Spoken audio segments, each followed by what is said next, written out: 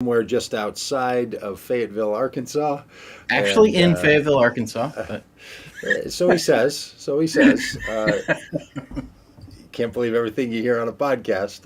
Let us know where you're coming from, where you're listening from. Do that in the chat. We love to see that when it pops up. Bend, Oregon, someone will say, or Racine, Wisconsin, or Miami, Florida. We just love to see it. When you're here around here on the Common Good podcast, we like to talk about what it would mean if we made the common good our criteria in our lives, in our faith, in our science, in our news. And then on Tuesdays we talk about the politics. And boy, Rob, we got a loaded docket for today. yeah, Katie Porter, Rudy Giuliani, Texas yeah, New York, legislators Cuba, making a run. yeah, Yeah, yeah. New York, governors, Cuba. What are we not going to talk about today? You would figure that this is dog days of summer where there's not a lot going on. It's an off year. In terms of elections, it's Yeah, just yeah. this should be like it's just any given Tuesday. Just sit But back and relax and just have an yeah, iced tea out on your porch somewhere outside of a major exactly. Have city. a good nice summer read and don't worry about this stuff. But there is a lot going on, as there always is. Hey, speaking of that, are you into any nice summer reads? Are you looking at anything? You reading some good? So I have this summer. I have a stack of 4 books that I'm reading this summer. Okay. Um, all have been read by my wife and are now. I'm trying to catch up. The first one I read was Jesus and John Wayne, which Okay. is which I have now been recommending to every conservative man I talk to. I say something like, "Hey, you ought to read this book. It tells the story of American Christianity through the lens of masculinity." And they go, "Oh, well, that sounds interesting." I'm like, "Yeah, Mhm. that'd be perfect." I also read For those who don't Making. know, it's a critique of the Yes, effect of yes, masculinity on the American yes, psyche and on yeah. Christianity. Yep. Yeah. Yeah. I also read Making Biblical Womanhood, which Oh, actually, if you see this, oh, I just dropped it. Hold on. so basically, you're making your way through and reading Yeah. the books that have been Got covered this on little the sticker in the podcast. mail. Got Yes. this little sticker in the mail that says "End Christian Patriarchy," Oh, who'd you and get that from? the Oh, author of the book sent them to oh, me. the author of the book, Yeah, which is "The really cool. Making of Biblical Womanhood." Yeah, that she was a It's guest man, on our podcast. so good, So so if you want good. an inside scoop on the author, it's Yeah, a solid read. I mean, yeah. some of this is just taking you through a little therapy session of your religious upbringing, isn't it? Yeah, Yeah. yes, very much. And I'm currently reading The Great Sex Rescue, Oh, which looks at the impact of evangelical Christian literature on how we understand sex, and kind of it's there's a theme with all of this of like bringing some um, feminist mhm. anti-patriarchy approaches to how we understand things, and so it's been a very interesting book. And then after that, I have a book called Try Softer that is Is that also a sex related book? and no, No, it's a yeah, leadership. I'm yeah, guessing it's a yeah, we should just let it hang out there and let yeah, people yeah, make comments in the comments section about what they yeah, think that book exactly. is about. Yeah, so that's my virtual stack of books that I'm reading this summer. Well, and none of that seems like it's your traditional light summer reading. You're in the improvement learning category. You're not just I'm in the breezing through. trying to keep up with my wife stage. She's a big Yeah, reader. yeah. She's a big reader because she starts saying all these smart things to you, and you're like, well, I don't know what's going on there. I gotta bone up on those Well, books you've been reading. maybe I'm also trying to recognize the fact that she's probably been the leader in our relationship for a very long time, and I need to not pretend otherwise Yeah, good and call. follow her lead because she's good at it. Good call. Well, if that doesn't go well for you, I'd suggest a couple of other books from some strong male leaders that would tell you you to know, take charge of the I reins of that yes, family. I As did. I did have a conservative guy the other day recommended Jordan Peterson book to me, And in reply, I recommended Jesus and John Wayne to him. So, so Well, fun times. I'm in a little brain trust right smart comments thing on a website with Jordan Peterson. Did you know this? Mm-mm. Yeah, Greg Hewitt's put it together. And Oh, yeah, yeah, yeah, there's a yeah. little collection of us. Yeah, yeah. Yeah. Jordan Peterson's interesting cat. If you don't know who that is, he's you know take a look Yeah. and be careful. Be careful out I'll there. tell folks too. I mean, besides our own podcast, my summer listening has included a podcast from Christianity Today about the rise and fall of Mars Hill Church in Uh huh. Seattle, Uh huh. which is included our own Doug Paget, and Yeah. it was nice to. And Doug, it's also this little inside baseball thing that we're just. There's some people that are out there that are like, I tune in for the politics. What are you guys even talking about?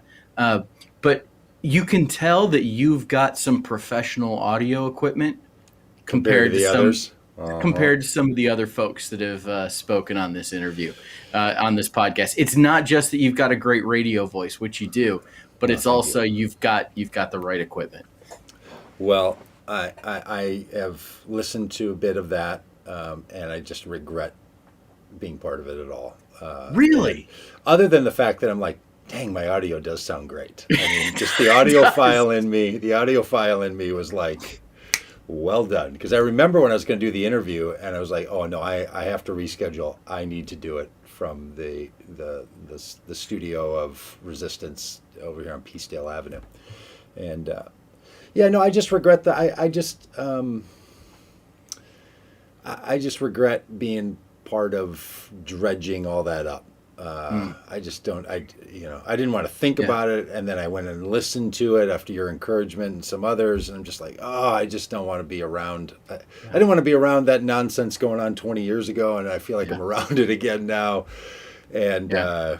you know, Well, and I get little notes from people, and I'm just like, I don't want them thinking of me when they're thinking of that. It's just yeah, like, don't yeah.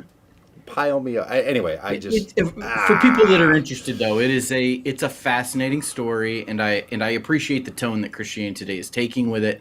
I do know that at some point in 2022, when we are out on the bus, uh, tooling around the highways and byways of Michigan and Wisconsin and Georgia, Phoenix. and while we're doing that.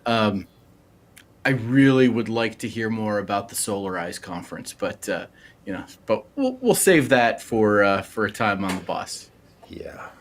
Yeah, Well, anyway, on to better things. Hey, Representative Katie Porter, Rob, our our very own favorite. Katie Porter, as we like to say, the one that holds us close in her heart and we hold her close in ours, I'm the wearing my Katie Porter representative hat. from Irvine, California, had a open air town hall, and Mhm. people came to disrupt her town hall. So she's a representative, she's a congresswoman, she's a congressperson, and she was trying to answer questions and respond to people's interests and needs, and the opponent running against her Mhm. put together a counter rally at her event to disrupt her town hall, and they started shouting and yelling and disrupting.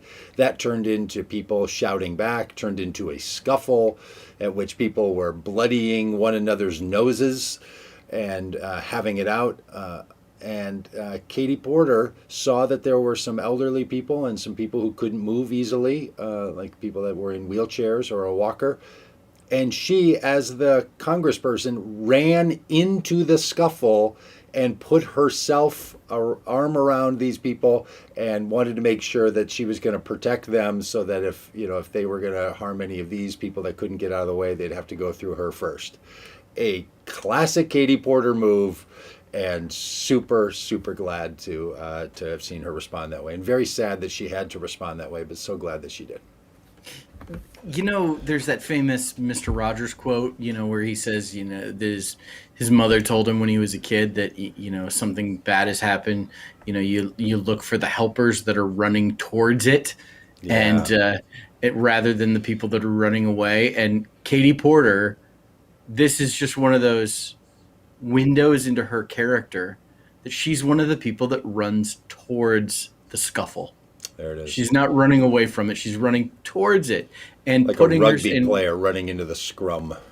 wrapping her arms around a person in need. I mean, she's just the greatest. She's just the greatest. Now, this political stunt by her opponent is reprehensible. I have run for Congress. I have worked with scores of people who have run for Congress, directly involved in campaigns and advising them and helping them and supporting them. This kind of stunt is infuriating to me. Yeah. Did you ever advise anyone of yourself, say, when my opponent is going to have a town hall, I will go there and shout over them and disrupt it and cause tempers to rise? Was that ever part of your strategy? No, no. And Good answer. there's two things. One is this is really like, this is Bush League. This is like, Totally. this is, come on, be a professional, be a serious candidate. Don't piggyback off of somebody else's event to, to make a name for yourself. This is like, that's ridiculous.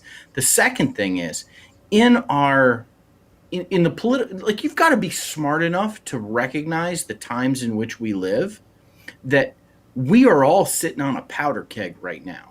And giving off sparks. And because because of the pandemic, because of people's economic situation, because of the election, the insurrection, the lack of justice for that, so many things. And for you to purposely stir the pot is just reprehensible.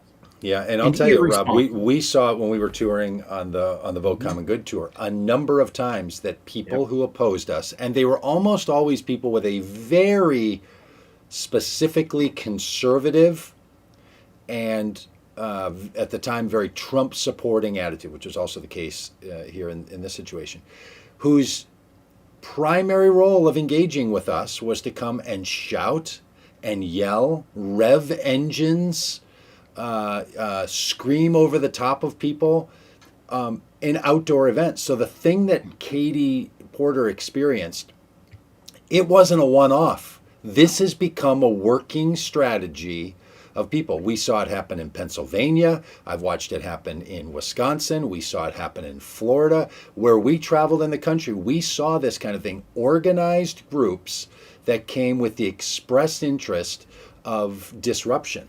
Now, there are times where a protest is reasonable, but when you go to someone else's scheduled events to relay your ideas in contrast to their ideas, and you don't even let them say what they're there to say, you're playing a different game here and a different activity, and it's dangerous, and people really do lose their cool on a regular basis at these things. I mean, he and I both had to sort of, talk it down at a variety of times to not let that kind of thing get out of hand. I remember when we were in Florida, there was a woman running for the state legislature.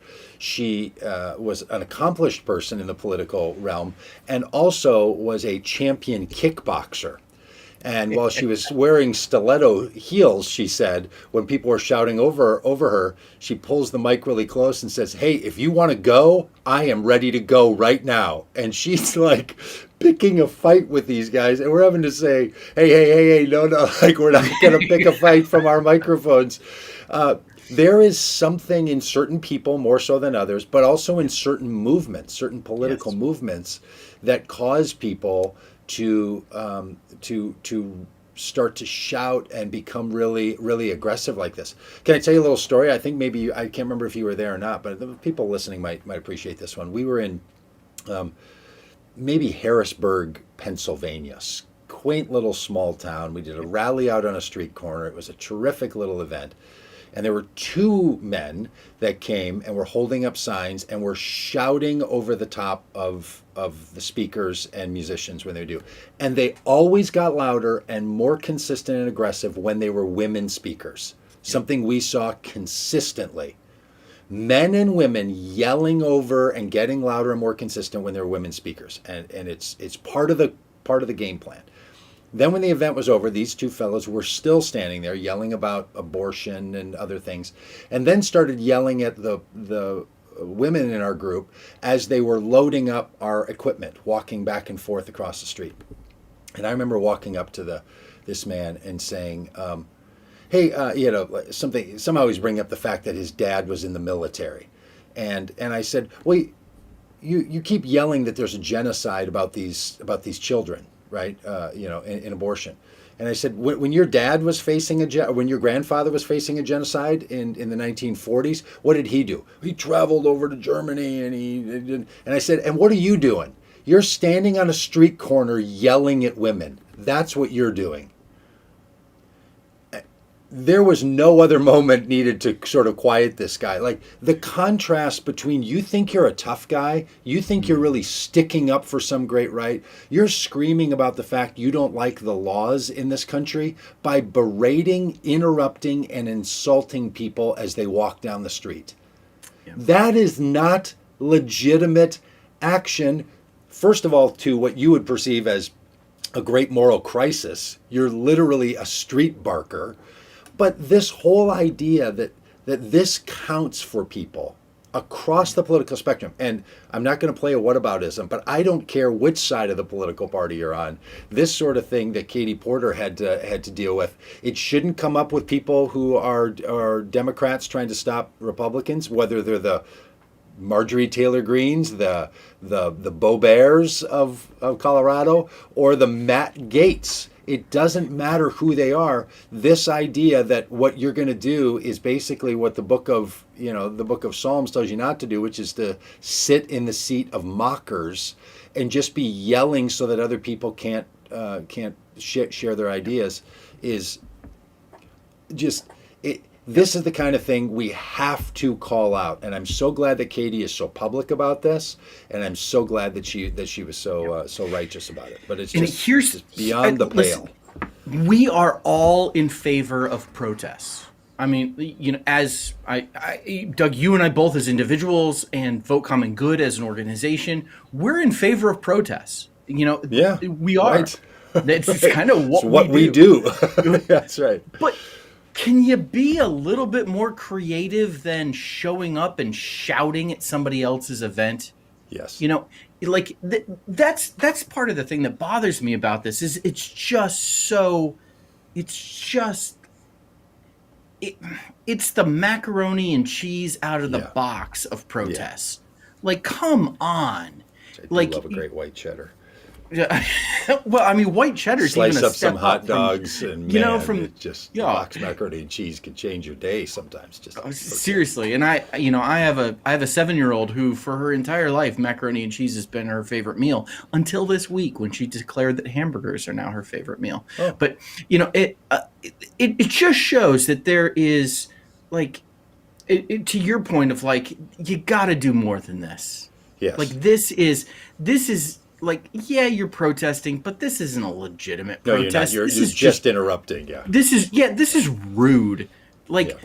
Be more creative. Show up. If you're going to show up in costume in a way that is clever and causes people to think. And, if you want to drive a wedge and persuade people, get creative in how you do it. Just don't show up and shout over people. It is the lowest, basest form of protest, and it's just Bush League. And speaking of rude, Rudy Giuliani back in the news today. There's a new book coming out that is about the nights that Trump wanted to start spreading the big lie that he had actually won the election. Yep. The book says, and this article I read about the book, because the book is yet to come out, quotes an anonymous source, which again, with the anonymous sources, just take a minute on this. Really? Authors, at this point, anonymous source, Donald Trump is not the president anymore. He's not even a blogger anymore. He's not even a social media influencer anymore. You really still need to stay anonymous, and really book author and reporters, you're going to continue to give legitimate. I'm not saying that what they're saying isn't true. I'm just saying this notion that we keep letting people kind of hide behind the need for anonymity. I mean, I understand when that was somebody who was like, I'm working in the administration trying to influence it. I can't be outed. Well, at this point, you're just trying to work both sides. Having said that, the book apparently says that Rudy Giuliani, who may have been, quote, may have been drinking too much when he came up with the bold strategy to Trump to say, just go out and declare that you won all the states that they're saying you didn't win that were close.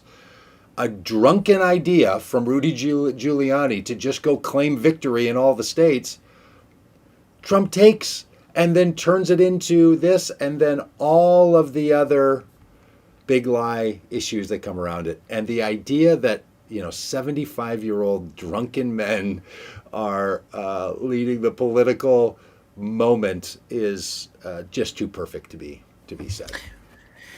Yeah. Yeah. And there's some of the excerpts from this book that are really interesting.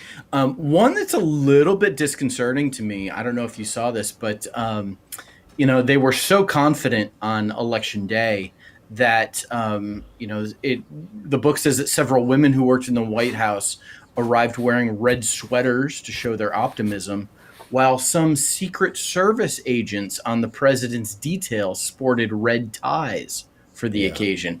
That's one of those little details that I think I prefer my Secret Service agents, not having,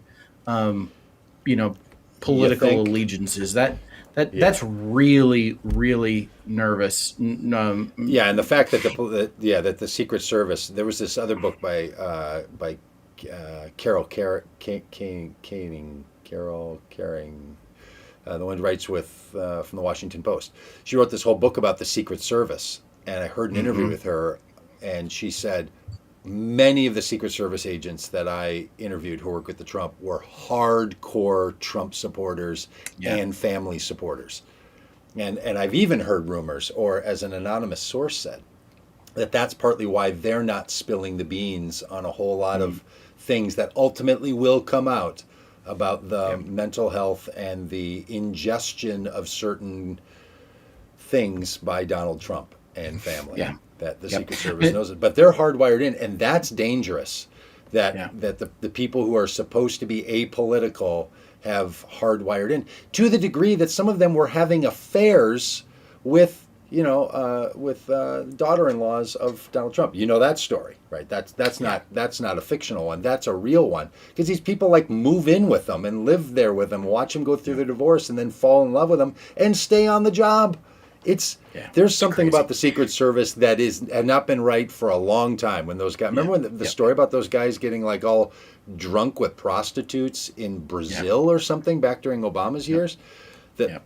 You want to believe the Secret Service is on the up and up, and I don't know. It makes me nervous. The other thing that is really funny from this night that's a part of the book is, once Fox News called Arizona for Joe Biden, because Joe Biden won Arizona.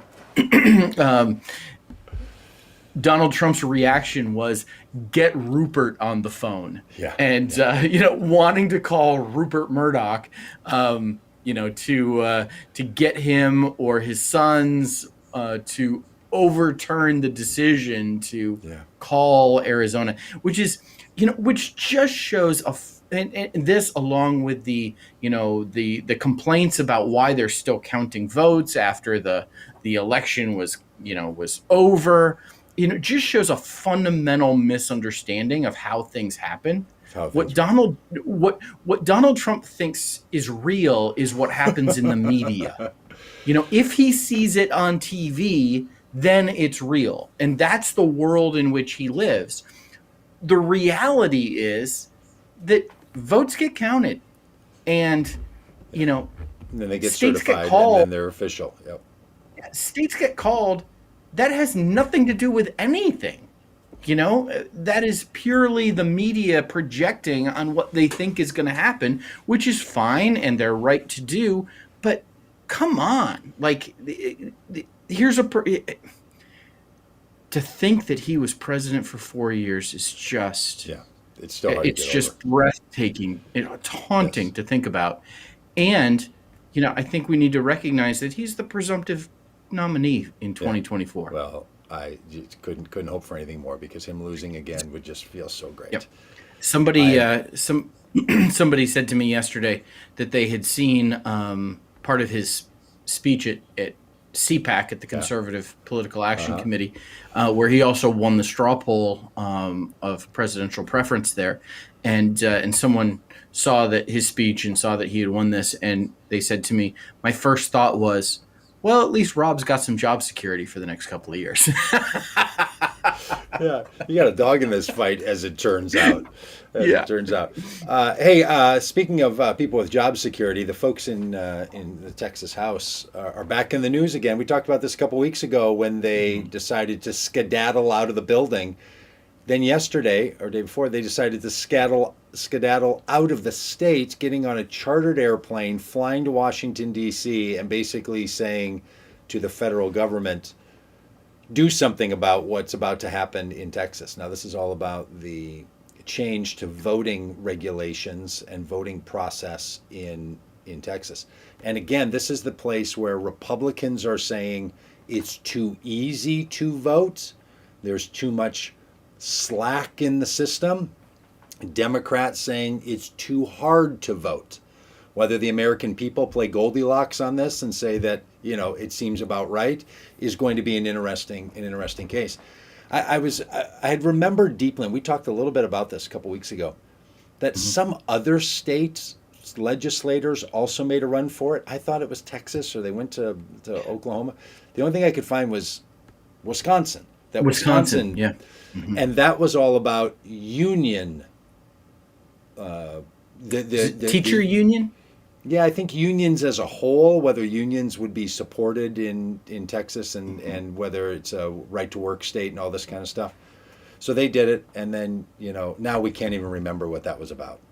Yeah, I think it was And teacher unions because it was Governor Scott Walker was, I yeah, remember there being some, lots of protests inside the Capitol building. Not an insurrection, not a storming, not a breaking down of windows, but a peaceful gathering of people within the state capitol. Much different than the January 6th yes, insurrection. The interesting thing about this to me, Doug, is that Governor Abbott has said that when these legislators return to Texas, they will be arrested. yes, Um, and so and apparently, in leaving, they are not just shirking their responsibilities. They didn't just, call in sick and, take a, playing hooky. They're actually, breaking some kind of rule. I'm not an well, expert there's in if well, Texas this is the law. thing that if they're in the state, they're supposed to. They've taken an oath to fulfill a duty, and one of the Yeah. ways you don't have to fulfill that duty by being in the building is to be out of state, which is why Yeah. they've gone out of state. Yeah. So I think what he means, and I heard a Is little they'll bit of be this too. taken by force back to the building and Yeah. forced to do their job. Yeah, Uh, scooped up by law by like the what do they call them in Texas? They State the troopers, yes, they call them other places. the Walker Texas Ranger, Yeah, the Rangers. Yeah, the yeah, Texas Rangers come and get them and haul them Chuck back to Norris showing up at the airport to get them. yeah with karate moves and drag these and I mean look, they're doing all they can to try to Hmm. raise the stakes. Here's why this feels legitimate to me at this point. None of these laws, if they're passed, and these new procedures for voting will take effect until till fall of next year. So they can delay this for 2 weeks, 3 weeks, 6 weeks, and ultimately they're going to lose this, right? Because the Republicans have the majority and they've decided these are the laws they're going to pass. So they're not really harming the legal process.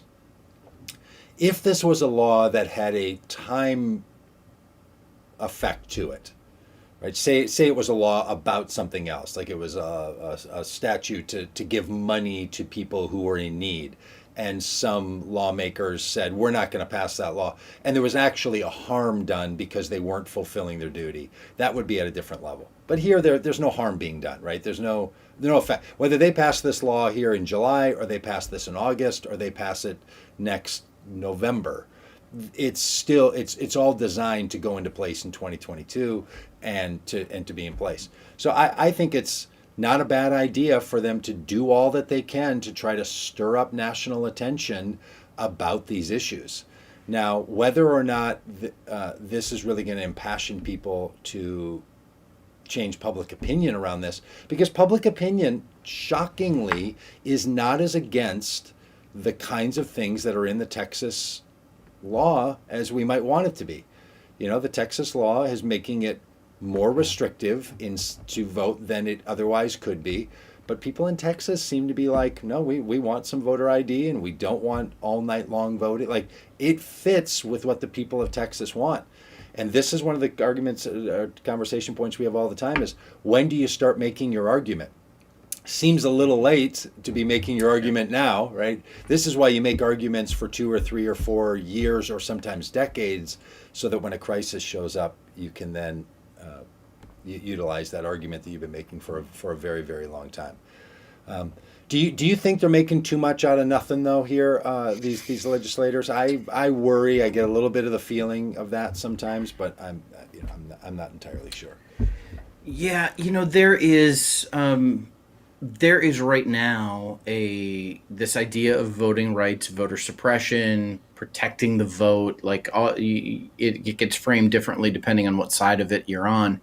This is a really of the moment kind of issue. Yeah. This is between HR 1 moving through, the federal legislature to individual state laws that are, designed to, either suppress the vote or protect the vote, depending on your perspective. This is, part of the national dialogue in so many states. And so, to capitalize on that, to try to sway public opinion, I think is an admirable thing.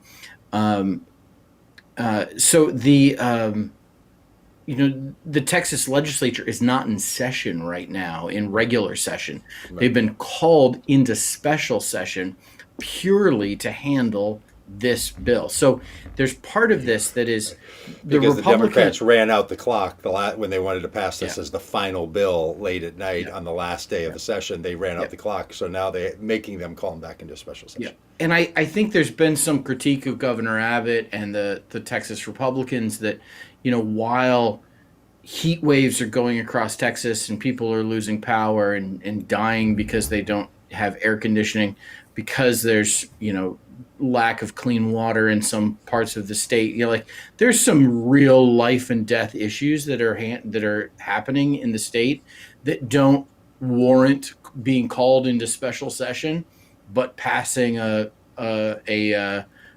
voter suppression or voter protection bill does warrant it. That I think that's a legitimate critique. I hear you. But on the other hand, look, on the other hand, the Democrats, I was glad they did this, in the House made House Resolution 1 about voting. Yeah. Now, I disagree with these Republicans everywhere in the country, and especially in Texas, that they're trying to protect democracy. They say they are. So if you're protecting democracy, something about lawmakers in a democracy need to make democracy protection number one. I do think that's the right move to make. Yeah. So I get their point that this is so crucial. It's just the facts don't line up with what they're suggesting at all. In fact, even though the public opinion in Texas supports this current legislation, which I wish it didn't, but I believe that it does. Yep. I wish people in Texas thought differently about this. It would be it would be a dereliction of their duty for them to sort of set this aside just because the other side of the political aisle Yep. prevented them from doing it at first. But this really then does raise the question: did it warrant a special session, and does it warrant this kind of real argument? Which is what they're trying to do, I guess, is make people like us who don't even live in Texas, we live very, very nearby. I used to have a Texas driver's license and be a Texas resident. But we're talking about it, and so therefore they've accomplished it, as opposed to Georgia, where we're not talking about it anymore, other than the fact that the baseball All-Star game isn't going to be in Georgia. We're sort of done. So I guess they're keeping it. They're keeping it alive. Yeah. And I hope that all of us take whatever the circumstance of voting is, and implore people to vote. I heard somebody who went. They did public hearings about this bill last week. And one of the people that I heard a clip from, a man in Texas, said, "You all are saying that this legislation is trying to make voting too hard. Where voting is not supposed to be easy," he said. And that's the thing. Like, this is what's rooted in the question for us as citizens is: do we believe that voting should be easy? Do we believe it should be hard? Do we believe it should be, the presumption should be yes, you can vote, or the presumption should be you have to prove that you're legitimate in your voting? This is the real debate, I think, going on, that should be going on in our society, and not just the ins and outs about where we put voter, or absentee mail receptacles or something like this. But the bigger question: do you think it should be a presumption of yes, you should vote, and it should be easy as we can possibly make it, or not? Because that's the side that I think a lot of people like me and Democrats are on. They're trying to say, like, voting should be presumptively easy. But there's a lot of people, and I have friends who are like this. They're like, no, no, no, no. Voting is a real solemn act, and you should have to overcome for it. And if you have to wait in line, that's because that's the price you pay to make sure this is done right. Because we don't want a bunch of easygoing voting. We want voting to be a difficult civil activity. That's the fundamental question. And I don't hear a lot of people on the Democratic side asking that question. And I think that's how we should frame it, because I think the ins and outs of, how many days you get to send in an early ballot is not very compelling. But this question, I think, about is, should it be easy, should it be hard, is the right one. And shockingly, the majority of American people think it should be harder. Yeah. Did you know this? Like, when they do polling, people are like, "Oh no, I'm a little nervous that the wrong people are voting, the cheaters are voting, and all the rest of it." And it's like, wow.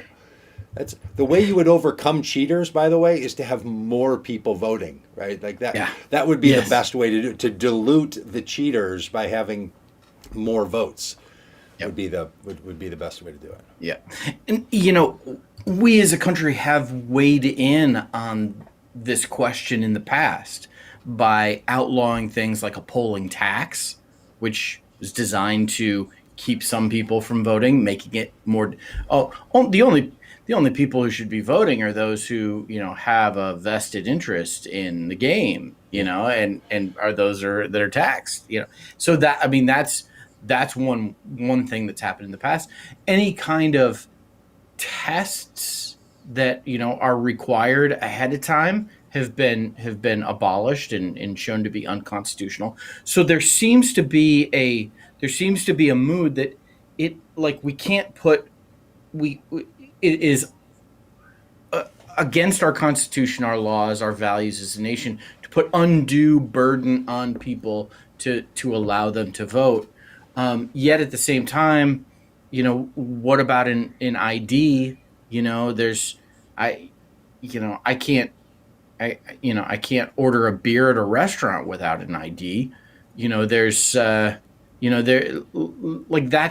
That's I think where, and personally, I'm against voter ID laws.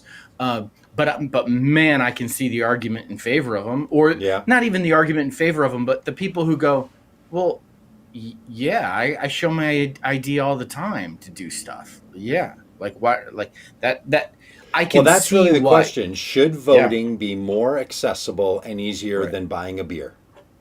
Yeah. And if you say no, buying a beer should be easier than voting, or they should be the same, Or if you say, no, voting is a part of our civic engagement, Yeah. and yet not a pastime that you should have for a banned or a regulated substance. Yeah. Like, you don't have to have a ID to express your opinion with free Yeah. speech.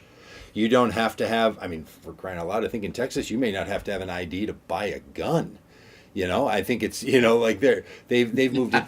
So that really is Yeah. the question. And I think every time voter ID comes up and someone says, well, I have to have an ID to do X, Y, and Z, that's the invitation into the question Yeah. of, do you think voting should be, and then you have to be willing for the answer, right? And Yeah. if you're someone who says, no, I think voting should be amongst the easiest things, which, look, where I live, voting is incredibly easy. I just walk up and tell them my name. They look on a sheet of paper, and if my name is on the piece of paper, I go in and vote. They don't even make me verify that's my name.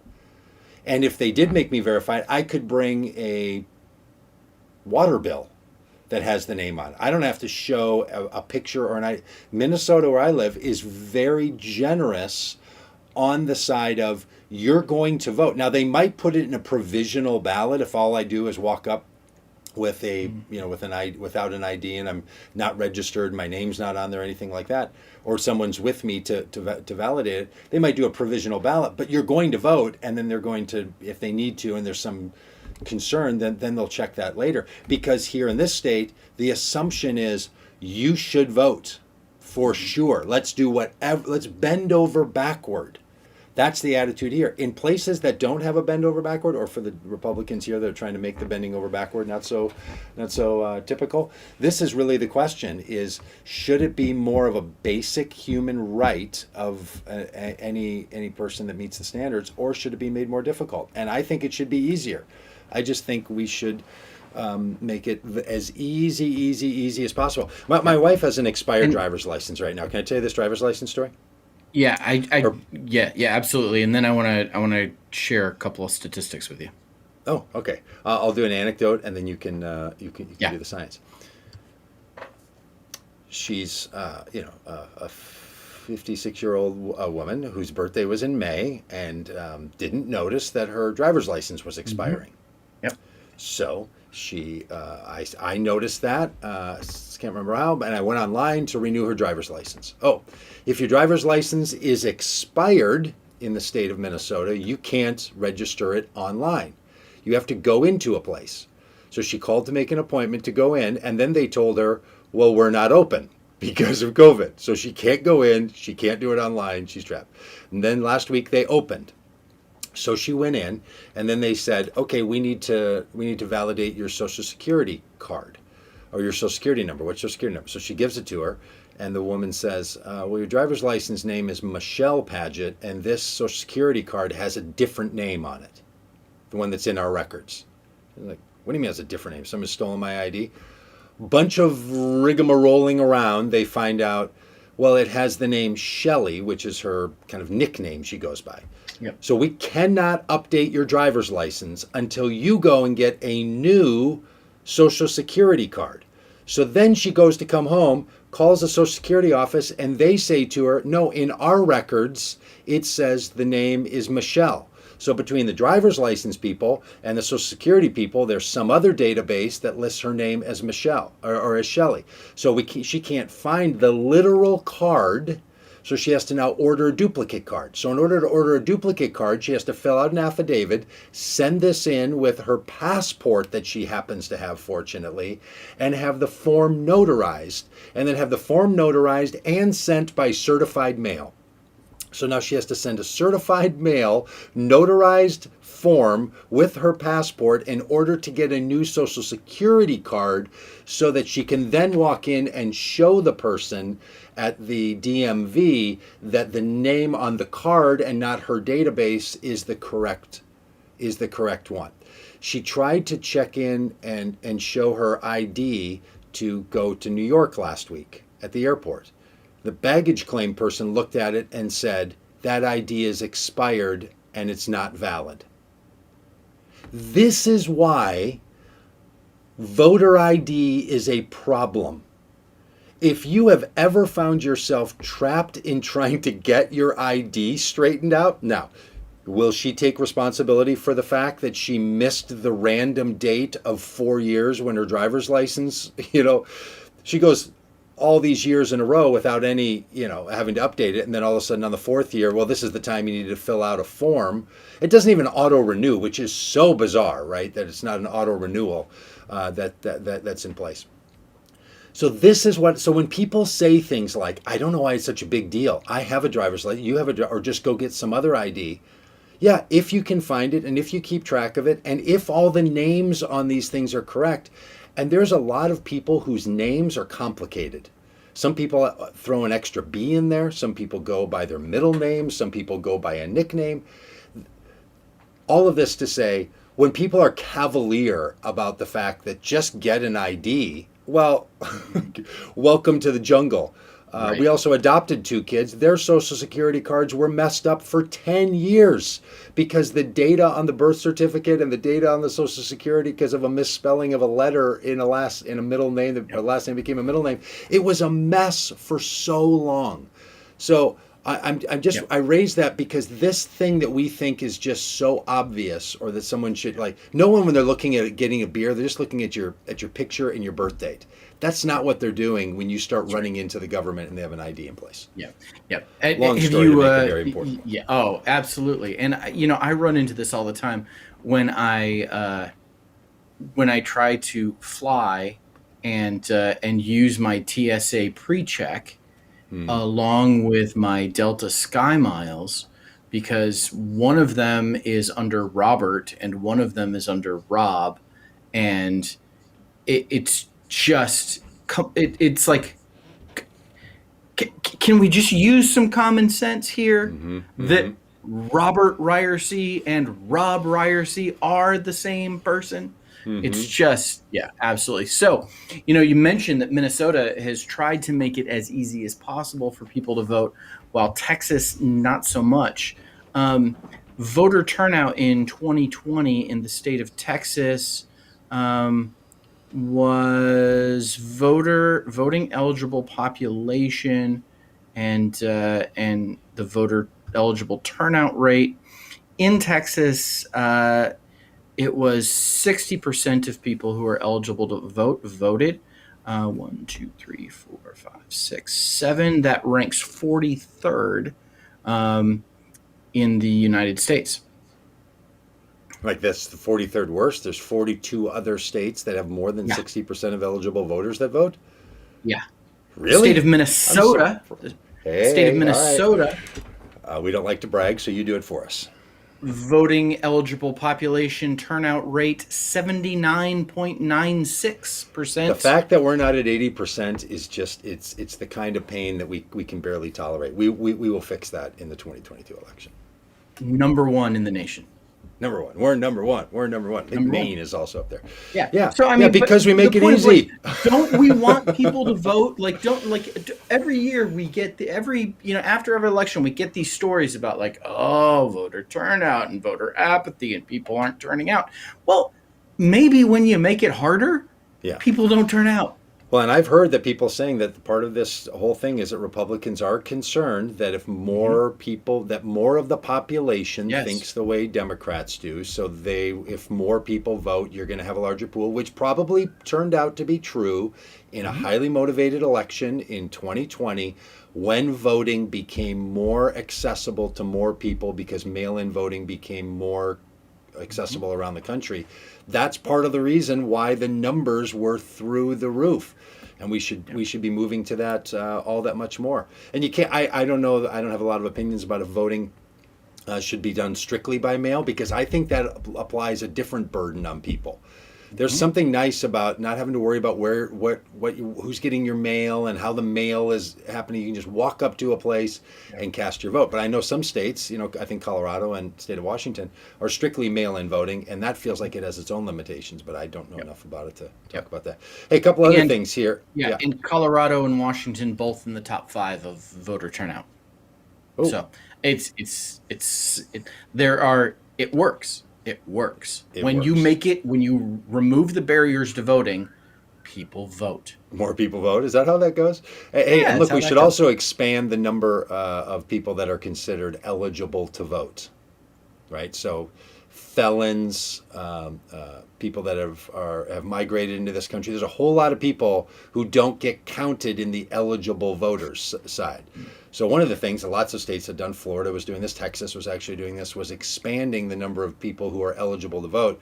And some of this legislation wants to roll some of that back, so it's a real problem. Hey, if people do vote, then they're going to vote for their governors. And in the 2022 primaries, a hardcore move from the right wing to take over and primary Republican governors. So a point that Rob Ryersey has been making for weeks now is not only should we be afraid of the return of the former blogger to the presidency, but we should be concerned of the people who are choosing to run for office under that banner, because they could win congressional seats, they could win state seats, they could win school board seats, and they could certainly win governorships. So the hardcore turn to the right is taking place because people are organizing all that right now. And this article has people like Brian Kemp of Georgia being primaried by people more conservative than Brian Kemp of Georgia. And there's whole organizations that are designed to primary people in their own parties, right? And the Republicans have one of those too, and that's the work that they're actually doing. Deeply concerning. Yeah, and here in Arkansas, we've got a Senate race with our senator is a guy named John Bozeman, one of our senators, much less known compared to Tom Cotton, who is much more known. And John Bozeman he's an obstetrician. He's a quiet guy, a backbench kind of guy, just the type of he's a decent human being. He's the kind of guy you'd see at church, and he's just. But he's never on the news. He never makes headlines. He's never he's not that he's not one of those guys. Not flashy. No. He voted with the Trump agenda. In the 116th Congress 86% of the time, and in the 115th Congress 96% of the time. He's a reliable Republican vote, a reliable Trump supporting vote in the United States Senate.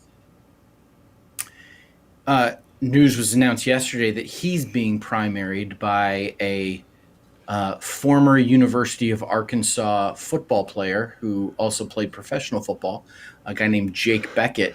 Well, what's great about Arkansas is that the first is that he's an Arkansas football player who also happened to play professionally. Where a lot of people, they work the other way, but not in Arkansas. Arkansas football is way more important than being some professional. The fact that he played for the Hogs was much more important than the fact that he won a Super Bowl with the Patriots. But he's coming. You football people. He's coming hard right against John Bozeman. And it's not that John Bozeman voted with Trump 96% of the time. It's not going to be. What were those for? What was that 4% when the man? It's not going to. There's not going to be an improvement on that. It is a tone and attitude and personality that is missing, and that is there's what we've seen with the Marjorie Taylor Greenes and the Madison Cawthorns and the Matt Gaetzes. And the Lauren Boeberts, as I like to call her, that have risen in prominence. It's not so much that their voting record is different; it's that their approach to politics. Yes. We're mad as hell and not going to take it anymore kind of approach. We'll show up at Katie Porter's event and scream at her kind of approach. That there's this edge to. The type of politics and not the message, but the way that the message gets expressed, and what we're seeing around the country, and it's happening here in Arkansas, it's happening in Georgia in that governor's race, it's going to be happening in congressional races up and down the ballot all across the country. Is it's not just that Republicans are going to be winning these races, it's the kind of Republicans Right. that are going to be winning these races that really needs to be concerning to us. Because, it's one thing to vote a certain way and but and to have your reasons to do that, but to still have some, I don't know, civility, respect, belief in Yeah. All democracy. the things that we saw as a flaw in Trump, they see as a feature that they want to add in. Exactly. Exactly. And Incredible. and we're gonna be seeing that Trumpification of Yeah. the Republican Party, in these 2022 elections. That we have got to be paying attention to this. Well, in our final minutes, let's turn our attention to Democrats for a minute. So, after a pretend election in the primary in the city of New York for the mayor, after they decided to let people, after if you're voting 3 and 4 times, I don't know what we're doing anymore. But they did one of those one of those ranked choice votings, and turns out the person who was first won anyway. So they kind of moved on, and I think we've all set aside all the tumult that was around selecting the primary candidate who's going to win the election in the city of New York. But it's this Eric Adams. And Eric Adams is somebody who is a former police officer. He's called for reforms in the police department.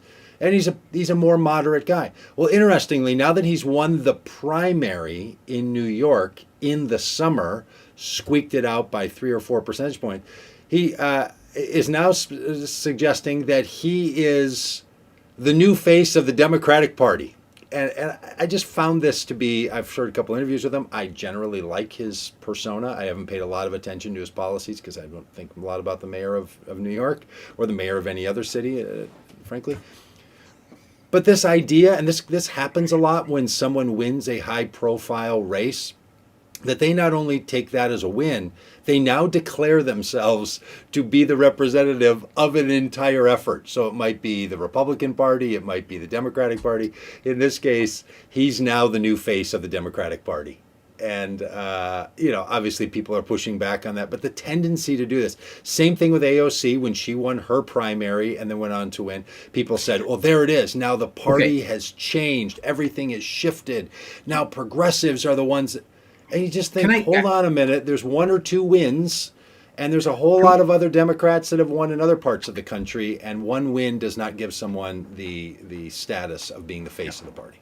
Listen. As folks may or may not know, AOC's a friend of mine, so I feel the need at times to jump in and defend her. She did not declare herself the face of the Democratic Party.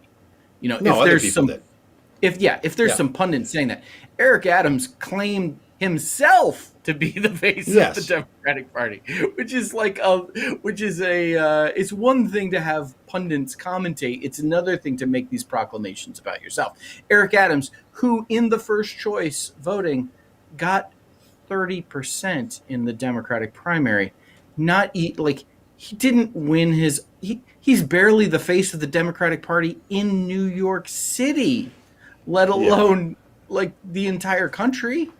Come on, man. Sure. But that's because it was ranked choice voting and people could vote for him first or second. So between first and second, he got above 50%. But not really. I mean, this is the problem with ranked choice voting is it uses an entirely different schema that you just can't do the same thing with it. If people were given the binary choice, like a real election, his numbers may have been different. We can't even possibly know. But the point being, anyone to say about someone who wins, this is not to even have said that about Donald Trump, Donald Trump won the election in 2016, therefore he's the face of the Republican Party. No, it actually took 2.5 years before he became the face of the Republican Party, before everyone fell in line and started. But now he clearly is. But that took a while.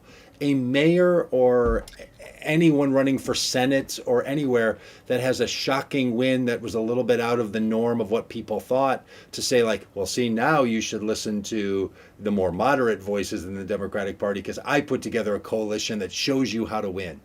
Every election, Rob, you know this so well, and you say this all the time to people. Every election is local. Every election has its own set of circumstances, its own set of voters. We don't do national elections other than the President of the United States. And that's even influenced by a whole lot of local and individual races. There are actually 50 plus individual races that go into selecting a president. Yep, absolutely. And I listen. I just want to say to Eric Adams, uh, Mr. Mayor, are you well, M- Mr. Almost Mayor Mr. Future elect, Mayor, Mr. Almost Future Mayor. Mr. Councilman, um, or maybe he's borough president of Brooklyn. Brooklyn. I can't remember what his job is right now. He's important. Um, and presumably lives in New Jersey, but that's a whole nother thing. Um, do you know Joe Biden? It's one thing when a party is out of. I think when a party's out of power, you can have some debate on who the face of that party is. Because when you say you're the face of the party, it means you're the leader. You're the one that's going to be turned to. You're the one that like the news. That reporters are going to want to talk to about things. You're going to be you're the leader of the party. You're what it looks like. Eric, do you know Joe Biden? Because if anybody's going to be the face of the Democratic Party, sure, he's probably the president of the United States. I think it's probably going to be the president of the United States. Yeah, and what that clearly is, what's going on there is that there's a fight within the Democratic Party about how progressive it's going to be or not. And he came across as the more moderate candidate on certain issues. And so what he's trying to do is claim that Democrats will do better if they take this approach. You know who else is doing that? The Wall Street Journal. You know who else is doing that? The Washington Examiner. All the conservative outlets are also saying, see, Democrats, you'll do better if you're more moderate, if you're less of the progressive wing and more of the moderate wing, because they're afraid that there's going to be a hard push in this country back into, FDR period of times and into times where a more aggressively progressive agenda comes out that we haven't had. That look, even Barack Obama was not a progressively minded president. I'm listening to a couple of podcasts and a couple of books about economics. And man, I mean, Jimmy Carter wasn't even progressive when it came to fiscal and economic issues. Like, it's been a run of moderate conservatives in Democratic national leadership all along. And there is just a whole system designed to weigh in on that side of the fight. So that's really what's going on. It's not always that the individual is the person, it's that their perspective now should be given more credibility. And I'm hopeful that we do move fiscally to a much more aggressively progressive attitude, because the conservative Milton Friedman kind of economic system has not served this country the way that the more progressive vision would have. Yeah. What's interesting about this is and we've talked about this idea of mandate in the past. Like, on the one hand, I want to say in a clear, loud voice that elections matter, that elections have consequences. And we're seeing that in Texas, like Republicans are able to pass these particular laws because they won the elections, and elections matter. Elections have consequences. At the same time, I think there's times when people claim mandates that like, oh, I got elected and this is a mandate to do X, Y, or Z. And I think that is a misreading of I think it's assuming that every election is about ideas, is about policy. Yeah. And about the ideas you think are most important as a candidate, right? Yeah. I'm willing to bet that Eric Adams was able to win in New York, not purely because of the ideas of what he would do, as mayor of New York. And I think it more likely had something to do with name recognition, perceptions of experience, organization of a campaign. Yeah. Yes. Yeah. As I was going to say, party apparatus that organizes around the campaign. And so often it's, there's, and there were a couple in this race that were running against Eric Adams, Maya Wiley in particular, who was the progressive upstart. The level of campaign organization that's required to overcome what is incumbent and inherent in someone who's got the backing of the political apparatus is enormous, whether or not people Yeah. agree with your policies. And so this, I think, these debates are important, but I think this, like, assuming you have the mantle of the That's party right. because you won an election is misidentifying why you won that election. Yeah. Well, a lot of people on the Republican side of our politics, and certainly on the Democratic side as well, a few people worry about this, is that this is going to become a socialist country. I had a conversation with a friend the other day who's just so afraid. I'm like, what indicators do you have that we're becoming socialist, by the way? A funny boogeyman to be chasing. Been worried about this since the 1950s. Well, that brings us to our final topic for today, which is Cuba, which has functioned as a communist socialist place and is in some upheaval. And people hit the streets, thousands and thousands of young people, because it's just bad in Cuba right now. The sanctions that the United States of America has put on that country are really harming the people of the country. Trump put them in place. Biden has not lifted them. Biden needs to lift those sanctions. It's morally wrong. I'm one who is opposed to sanctions that affect populations so that we can enforce our agenda on other governments. It is a misuse of the power of the United States to use buying power and capitalism restrictions to punish citizens trying to then get citizens to turn against their government. Sanctions are immoral. Now, sanctions on political leaders, sanctions on political parties, fair enough. Sanctions on an individual bad actors. But this kind of thing, like we can't sell food, we can't sell medicines, we can't send doctors in because we're punishing the government of Cuba for not listening to its people by punishing the people. It is so immoral and wrong.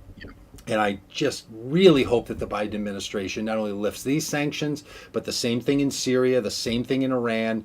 This is not the way moral governments act. It is just inappropriate. And if anybody wants to chat sometime about the morality of sanctions that affect human populations, be glad to talk about that, because you typically are using sanctions to punish people in places where their political voice is not sufficient to do something about the sanctions. So it is wrong and it needs to end. Yeah, the sanctions against Cuba began in February of 1962. So we're 59 years in. Didn't work. Yeah, Didn't that's right. work. How's it Didn't going work. for you, U.S.? Come on. Yeah, Absolutely. and some of those sanctions are like government sanctions, and governments, they're like, you can't, your government can't buy these things from our government. They're I can't buy governmental a Cuban sanctions. cigar. Yeah. Yeah, I mean, that's the one we should be worried about is what about Robb's cigar habit? I mean, Seriously, I can't support the good, hardworking farmers, across the island of Cuba, without tobacco overpaying. farmers. And look, and it's But listen, I'm cracking a joke. But 1962. That's 59 years. yes. They did not work. If it worked, okay, so I'm taking a different argument. You are making a moral argument, Yes, which I completely agree with. But I'm now making a utilitarian argument of okay, if this thing is immoral but it works, Yeah. that's something we got to talk about. If it's immoral and it doesn't even work, why the hell are we doing this? Yeah, it's just the cruelty is the point, right? Yes. It's and we have to call on this administration to bring an end to the sanctions that impact, especially the new ones that have been put in place recently on Cuba that really do land on the people in the middle of a pandemic. In fact, Cuba can't receive the vaccines the United States is sharing with other countries because we don't put them as a country in a category that receives the vaccines we're helping with. This is the kind of thing that turns other countries against the United States, and it should. And these are the kinds of things that a presidential administration can fix. We can fix our border practices. We can fix our sanctions practices.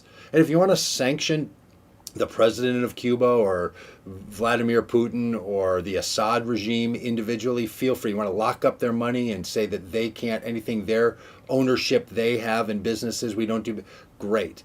But when you're telling babies they can't get milk, when you're telling families that they have to stand in food lines because we want them to revolt, because we want the government of Cuba to listen to its people, it is so wrong-headed. And when the Secretary of State was out trying to defend the American act on this, it is wrong and it needs to change. Yeah. And you don't want us to stir up a big orange bus and start driving around, saying we need to make a change here, Mr. Administration and Mr. President. Fix it. And the fact that they're like, hey, we've been super busy, we haven't gotten to Cuba yet. Really? You didn't put like human sanctions that affect human beings on the top-ish of your list? That seems unreasonable. Someone was thinking about Cuba in the Biden administration, and they need to get this one. They need to get this one fixed. Yeah. It's so outdated, so ridiculous. And it's the inconsistencies. Listen, we're not fighting the Cold War anymore. We do business with China. Why do we? Yes. What we do is business with Russia? What is happening here? Like, yeah. I'm totally with you. It's immoral. It doesn't work, and it's so outdated and hypocritical. It's just it is got to stop. Yeah, and look, if you believe, especially to the free marketers, hey, we're really going here. I mean, we're at 11 minutes over. This is bonus time for those of you that listen to the regular hour-long podcast. Our numbers haven't dropped. I've been watching them. If you're on a treadmill, keep going. If you normally just listen to the end of the podcast, this is for you. That's why we're still talking right now. A few extra reps. Now I've lost my train of thought totally. That last little comment. Yeah, see. So we were talking about like the say squirrel. They're unethical. Like it's outdated. We've got if the free market, there it is. If the free market people actually believe that the power is in our example, the power is in our, you would want to lift all sanctions, move as many businesses as you can into Cuba, and let them taste of the freedom of the mainland. And that would revolutionize the whole place. But apparently, all you people that believe in sanctions and also believe that free markets are the best way to go and that capitalism is the great draw to the human spirit, you apparently don't believe that by moving into a small little country again and to let it have full access to the United States and to open up full, not only diplomatic, but how about raising the quota of people that can come back and forth between Cuba and the United States if you really want to influence Cuba? You really think we should still be afraid of socialism? And to all the people who are afraid of socialism, look, as somebody who thinks there would be some real advantages to us having a much more socially engaged system in this country, we're so far from being under the jeopardy of socialism. I promise you. Like we're pretty well locked into a system. I don't think the Cuban people and the Cuban economy is where the trouble is going to come. Full engagement. We will literally have full engagement with other countries that have none of our interests in mind. Cuba does. It is so inappropriate and wrong. And I don't know and if it's all about picking up these votes in Florida, can we all just agree to take Florida off the map as a state that's up for grabs? And then can we treat Puerto Rico and treat Cuba differently so that we're not like hiding behind some possible, pinball machine bump of voter influence? It's wrong. Yeah. I might send a strongly worded email to whitehouse.gov. To think that we are putting people's lives in jeopardy, and for 60 years have been playing games with people's lives, um, in hopes of winning a few more thousand votes in South Florida, that's reprehensible. That's immoral. That is not leadership. Apparently, the Biden administration has said in the next 2 days they're going to make a big statement about Cuba. It's popped into their. Come on. It's jumped up on the agenda. Let's get this one fixed and Yeah. and free up the Cuban people. Yep. And I was surprised watching video footage of Cuba, just how young it was. I was saying to this today and yesterday. For some reason, in my mind, I still have Cuba like in 1950 in my imagination for whatever reason, during the rum trade and because of the cars and the big hats and all the movies I watch that have something to do with Cuba. It is at least the street protesters were a very young and vibrant people, and it really pulled it close to me to be like, oh yeah, we're still doing this to Cuba. And to your point, a lot of these younger people have been under these sanctions for a significant amount of time. I mean, imagine the pain we all felt. Their grandparents have been under them for their entire lives. It's been 60 years. Yeah, as a their 55-year-old parents- grandpa, you're right. Yeah, you're right. All right, Rob. Well, we've solved that. So remember, friends, Katie Porter did a good thing. Rudy Giuliani gave drunken advice, and the Texas House members or Texas Senate members are trying to do their part, and Republicans are trying to take over from the right wing. And of course, the face of the Democratic Party or any political party is more than anyone who won the last primary election, and we need to do something about Cuba. That's some common good conversation about politics. Rob, good chat with you. Have a great day. We'll see you later.